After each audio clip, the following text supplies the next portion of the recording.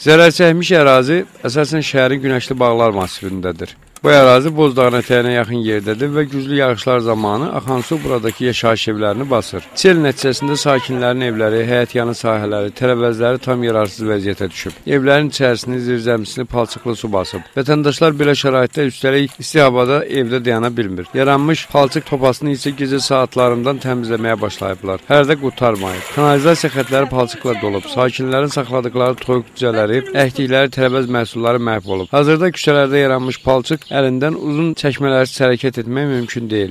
Bəzi vətəndaşların sel nəticəsində hasar uçub. Şəhərin Bayraq meydanında da yollarda selin fəsadları görünür. Su kanalizasiya xətlərinin çəkildiyi bir vaxtda belə selin gəlməsi bəzi quyuları sürücülərin gözündən yayındırıb və nəticədə avtomaşınlar çökəklərə düşərək qalıb. Mən yatdığım yer özü müharibə veteranıyım. Qıçam invaliddir. Bax, yatdığım yer budur. Bax. Üstündəki adyal var.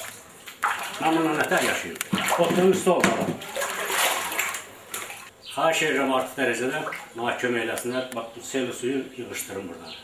Bütün hər yerimiz batdı, eşik, məhlər, toyuq, cücə, hamısı qırılan, batan batdı seldə.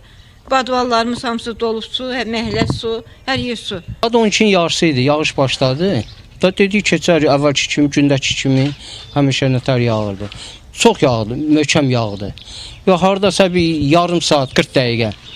Belə yağışın olduğunu gözləmirdik də. Elə yağdı ki, tərpənə bilmədik. Çölə çıxdıq, işıqlar söndü qaranlıqda. Ev daroşkaları, polisin əsərlərini darvazanın dalına qoymuşuq ki, içəri çox dolmayar. Eləncədə bastı gəldi, düz saat 4-ə qədər, 5-ə qədər. Ehtiram Muradlı, Qeysər İmanov, MTV.